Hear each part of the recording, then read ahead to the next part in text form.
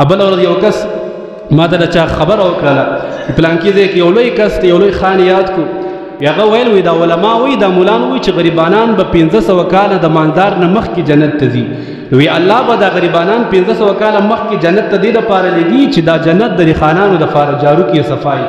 نعوذ بالله. دا څومره د کفر خبره نه ده. داسې خبرې زما اوسه د مسلمان د خولې نه وځي.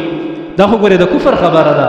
نو ما ورته ویل ته ورته ووایه چې دا غریب 1500 کاله مخکې لاړ شي جنت ته نو دا خان او دا مالدار به 1500 کاله په کم ځای کې وي. دې به تا نه تپوس وکړي چې په کم ځای کې ورته وایي چې په جهنم کې به وي. دې 1500 کاله مخکې ځو نو دې به دا 1500 کاله کم ځای کې وي. دې 1500 کاله په جهنم کې وي. ځکه دا فقیر دا خو الله فقیر پیدا کړی دی. دا خو الله مسکین پیدا کړی دی. وستال را دا دومره جرأت د کم ځای نه میلاو شو چې ته خو په الله باندې ته اعتراض کې چې الله دې جنت ته بوځي. جنت د انسانانو محتاج نه دی. الله هغه صفا پیدا کړی دی. الله هغه روحانه پیدا کړی دی.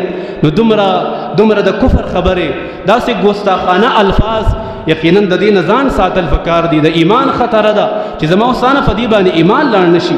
الله که تعالی مال درکو الله که تعالی جایداد درکو فدی باندې د الله شکر وباسه. الله ستا شکر دی. الله مال دې را کړی دی او د الله جل جلاله د غریبانانو فقیرانو مسکینانو د الله د دغه بندگانو حصہ فکې وکړه. الله دې د عمل کولو توفیق را